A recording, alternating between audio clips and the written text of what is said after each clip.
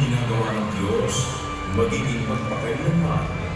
Walang bagay na may dadagdag o walang bagay na maaalis.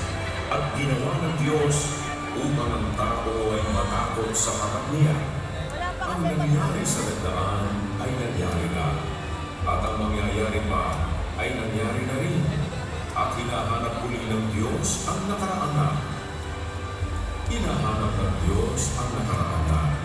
At maliwanag na sa atin ay naipakita na ang hinahanap ng Diyos ay ang mga natutupong matakot sa Kanya dahil sa pagkaunawa nila sa Kanyang mga gawa. Sa Iglesia ay ganito rin ang ibig ng Diyos na makita. Ang di baga siya'y gumawa ng isa, bagaman siya'y may labis na espiritu, ang bakit isa, Kanyang hinala ang dahing makadiyos.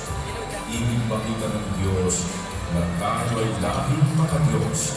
Hindi lamang tayo, kung hindi ang ating mga anak at ang mga susunod pa ng mga generasyon ng ating mga anak.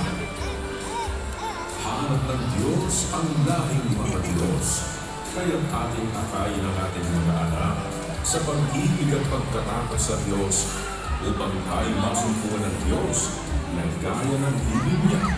At sa huli ay mga sangmamayon tayo na maghintakan sa pangako niya na buhay na walang hanggan.